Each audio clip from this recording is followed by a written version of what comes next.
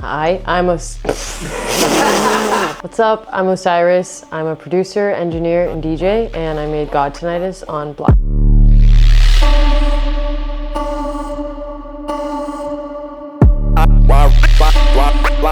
I grew up listening to a lot of hip hop, so a lot of my inspiration comes from that realm anyways, just like the bounce and just energy that hip hop carries. So I feel like I've taken a lot of inspiration from hip hop to actually create electronic music. So going back and creating hip hop versus electronic music feels kind of like making music in my roots.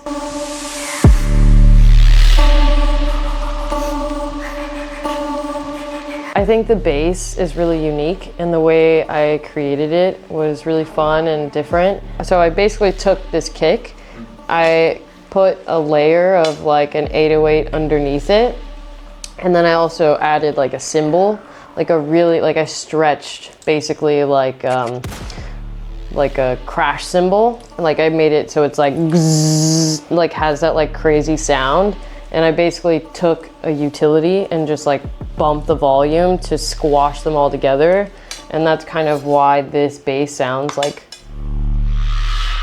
and it has that tail end of the metal at the end because it's from a crash, but it's the bass and the crash literally just like squashed into each other.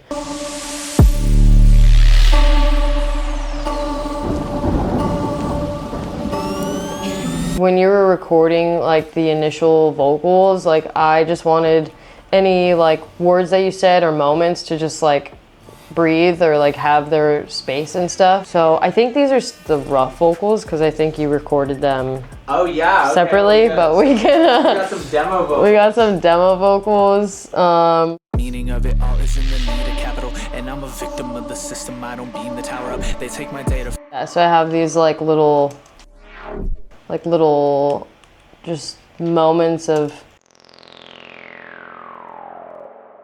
I don't know, I think adding like all of this texture stuff.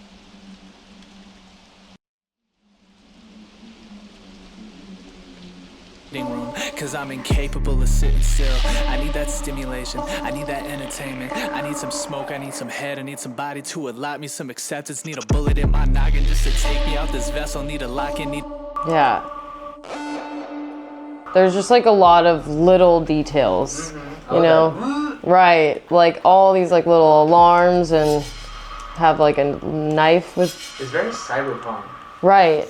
I feel like when we were making this, you said something about Mad Max, and you were like, I really want that like engine, you know? Yeah. So I tried to like build the atmosphere to like that part. So we have this like thunderstorm and that like electricity thing, and then this is the part where you're like, I want like the Mad Max, like the engines are revving and you're just like ready to fucking go.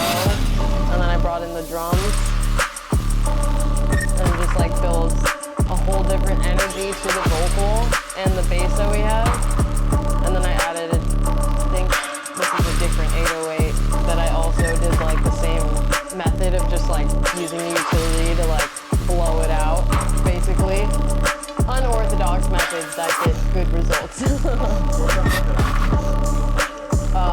I think like everyone is so scared of clipping, and what clipping is for people who don't make music or understand what that means is basically you have your, you know, like audio levels, and when it's in the green, that means that technically it's like not clipping and it's like pure and the dynamics are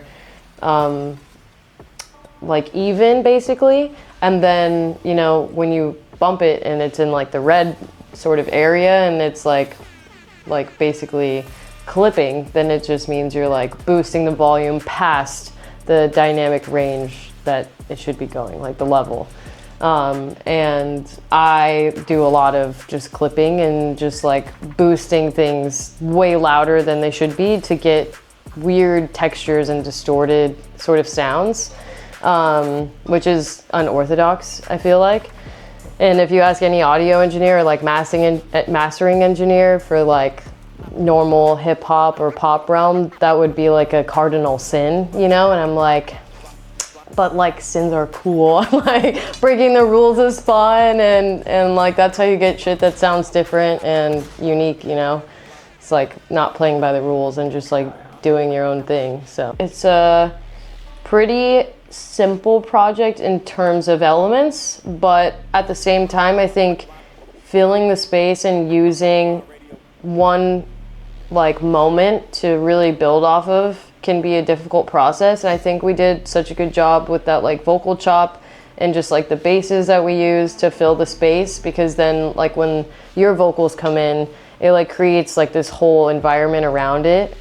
So I think, I don't know, for anyone that's like, you know, trying to make hip hop or music in general, it's like you don't necessarily need 100 tracks to like fill you know, like the DAW just to make it look like it's full. It's really just choosing intentional and specific elements to create a vibe and an environment, and whether that be 5, 10, 15 tracks, you know, like it doesn't necessarily matter like how many tracks are in the project. It's really just about the intention of every little detail that you're putting into it, I guess, to create the vibe.